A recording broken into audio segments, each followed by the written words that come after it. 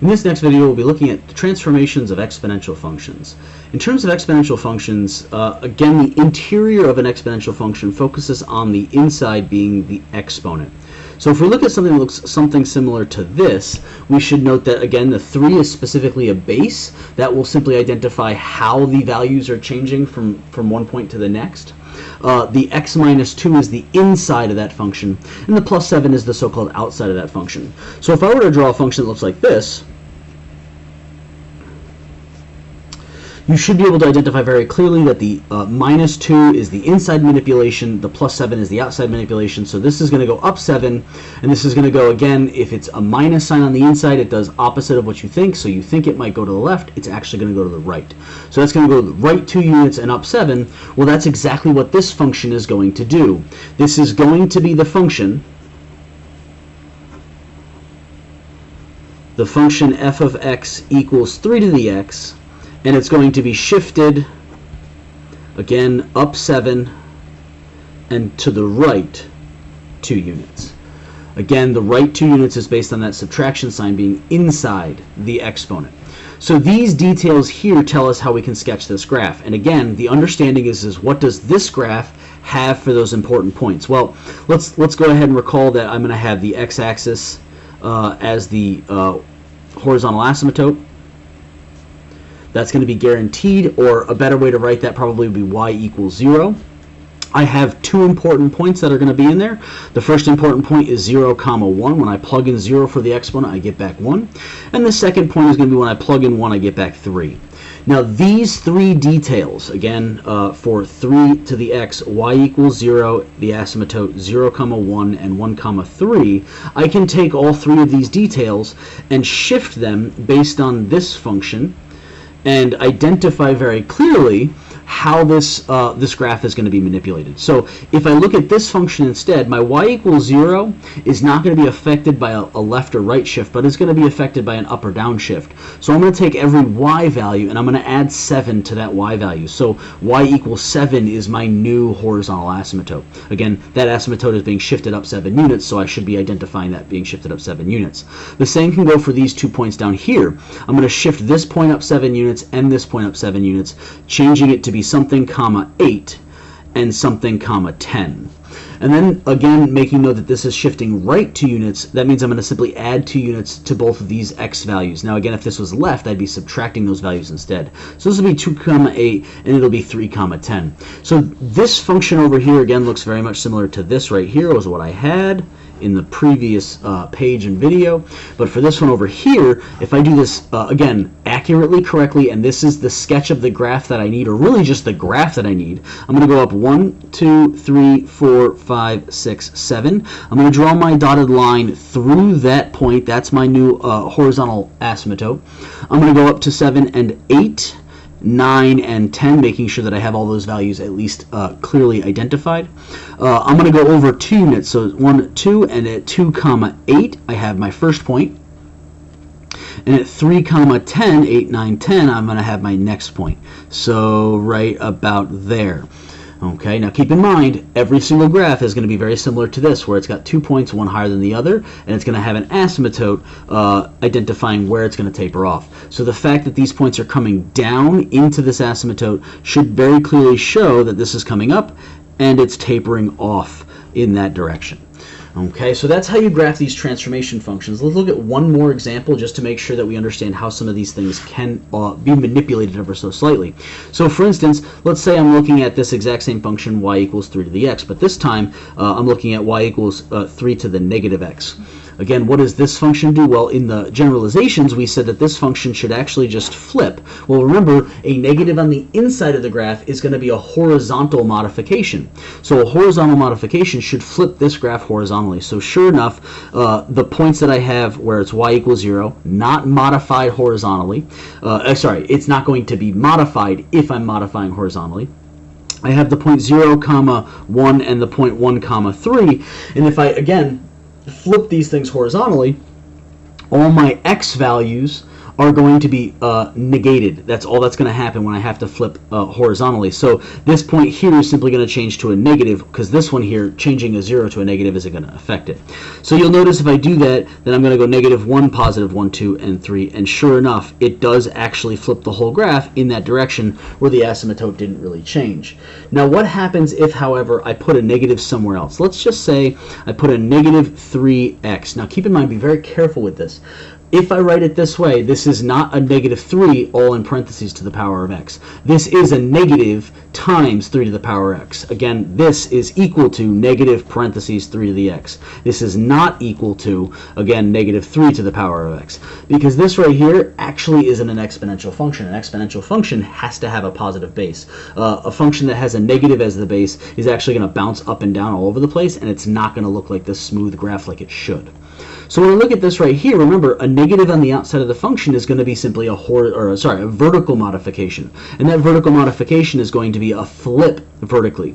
So that means that if I'm looking at this y = 0 as one value, I have 0, 1 as another, and I have 1, 3 as the third, a vertical flip will simply negate all my y values. Okay, so again, making sure that that note right there is negative, basically plugging in all these values will give me negative numbers instead of positive ones, and therefore my graph will look, again, very similar to this one up here, but it will flip upside down. So it's important to note where those negatives sit and how this graph should actually reflect versus over the x-axis or the y-axis.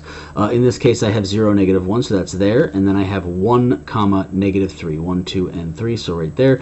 And again, notice the 2 points here, and notice the asymptote. So again, it doesn't have to look exactly the same as this graph. It can look flipped like this. It can also look flipped upside down so that it's coming into the asymptote from below. When it does this here, you have to make sure you understand that, again, in one direction it's approaching that asymptote, in the other direction it's going away from it. So there are 4 different ways that these exponential functions can appear. They can appear, again, like the standard form right here. They can appear in this direction where they're flipped just horizontally. They can flip vertically, that's this one here, and then they can flip both vertically and horizontally, which is simply going to be, again, the one that we didn't draw yet, which comes out this way and approaches the asymptote this way. So with that being said, those are all the 4 different ways that your exponential functions can be graphed, depending on the functions that you're given. Just be very cautious about how you list out your transformations, and make sure that you practice the steps into identifying what those transformations are. And then make sure that you do it in the correct order. So the last example we're going to do on this video is going to be this one here, y equals, let's see here, let's do -3, 2x plus 7 minus 4, such that the -3 is going to be like this in parentheses. So you'll notice here that it's going to be this exponential thing multiplied by a -3, the subtraction of 4 is going to occur there, and then there's the plus 7 in that exponent. So if I'm going to try and sketch this particular function, I have to go through all the steps. I'm going to start with the base understanding of y = 2 to the x. That's where I'm going to start. Now remember, again, order of operations algebraically, you work from the inside and work your way out. So in that case, all of these modifications should be seen happening specifically from the inside out. So I'm going to start with the point as y = 0 for my asymptote. I have, in this case, 0, 1 for one of those values, and then 1, 2. No longer 3, because again, it's not a base of 3 like it was before, it's a base of 2. So these are the 3 original points I start with. Now, if I transition this function to y = 2 to the x plus 7, that means I'm going to go ahead and I'm going to shift this graph to the left 7 units. That means that all my x values in this problem should shift 7 units to the left. So y = 0 doesn't change. I'm going to subtract 7 in both the x values of these other 2 points. So giving me -7, 1 and -6, 2. So those are the first transformation that I can apply effectively without messing up too much. The next step that I have to do is multiplying all of the y values by a -3. Again, this has to happen first because of the order in which you do the algebra. When I plug in -7 to this problem, I'm going to get -7 plus 7, which is 0. 2 to the power of 0 is 1, and notice how, again, it's giving me back that 1 there. If I do the negative 3 next, so it's y equals negative 3 parentheses 2 to the power of x plus 7, again, working from my inside out, the negative 3 is not only going to reflect it, but it's going to stretch all of the y values by a factor of a negative 3.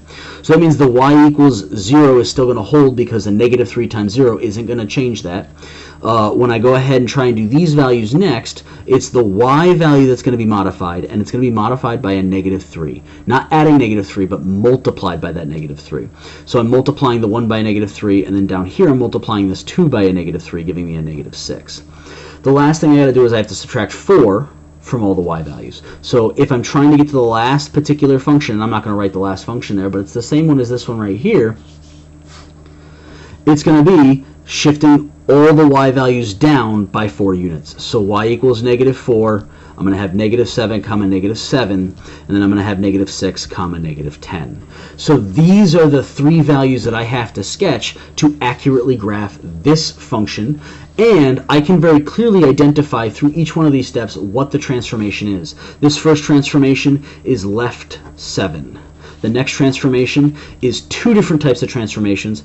It's a reflection, specifically over your, again, x-axis, over your x-axis. You can also state that as vertically. And then it's a stretch vertically, specifically by a factor of 3. And again, for you to identify clearly what these things are, you do need to have that factor of 3 in there. The last one here is just simply a down 4 shift. And those are your 3 major, and technically 1, 2, 3, 4 major transformations that are occurring in this graph. And again, that's how this graph should be identified and clearly drawn. So now that I have these points identified, I'm going to go ahead and do 1, 2, 3, 4. There's my asymptote. Sorry, let me go ahead and scroll that up just a little bit. There's my asymptote. I'm going to go ahead and do negative 7, negative 7. So negative 1, 2, 3, 4, 5, 6, 7, 4, 5, 6, 7. So that point right there is a point that's on this graph. And I'm going to go negative 6, negative 10. So that's 7, 8, 9, 10. So right about there should be my other point, give or take. And now you'll notice again, there's 2 points diagonally away from each other. One of them, if you draw in a specific direction, should approach your asymptote, and the other direction should be away. But this should be one nice smooth curve, which is why you can't go like this. Okay, again, don't go like this because that's going to create a function that's not actually a function anymore. But if I draw it this way where it approaches the asymptote in one direction and away from it in the other, this is definitely going to be that exponential function that we're looking to draw. This does cover how to deal with the transformations of exponential functions, not only graphically but algebraically. And again, the order in which you do them matters. So please make sure you're very careful with dealing with that.